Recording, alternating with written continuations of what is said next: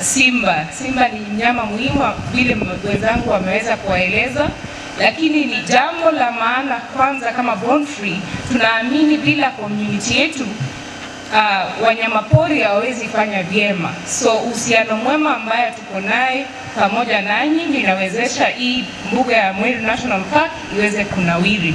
Na tuliwaeleza tukianzia kwamba simba ni wachache wale tunao. Miaka 100 iliyopita simba walikuwa zaidi ya 1,100 duniani.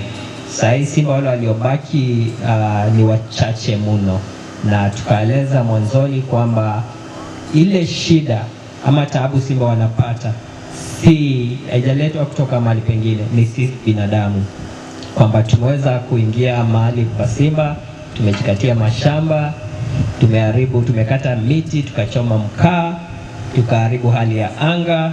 Naye simba pia ameweza kutoka nje akijitafutia, akapatana na mbuzi, ng'ombe, binadamu, akaangamiza, akaumiza. So tukiendelea na ile hali yetu ya kujitafutia mashamba karibu na anga za wanyamapori ama hifadhi za wanyamapori, kwa namna moja huwa tunaendelea kuangamiza ile sehemu yao, kwa tunaendelea kuipunguza. So kwa kukuja leo ni kujikumbusha tuko na simba wangapi, tunaweza wahifadhi aje. Najua simba, wanyama wote wa pori wana sauti. Sauti ya ndovu, ya simba, ya twiga ni mimi na wewe mwananchi, sababu ukikosa kumwongelelea ataangamia.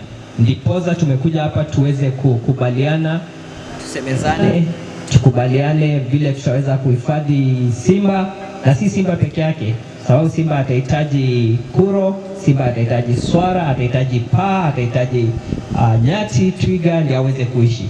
Wakati tumeleta mifugo ikajaa ndani ya hifadhi, tumemaliza chakula cha simba.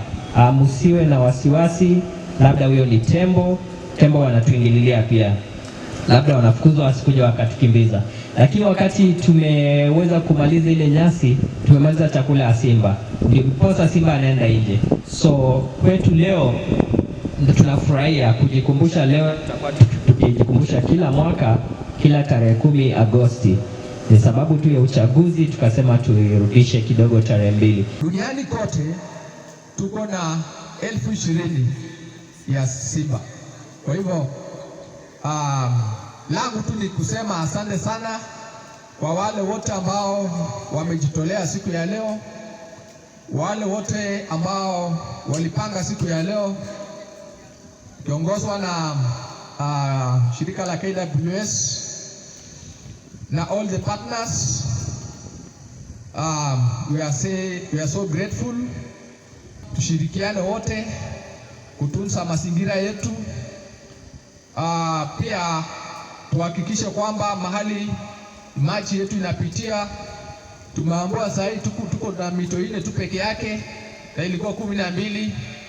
Hiyo yote ni kutokana na activities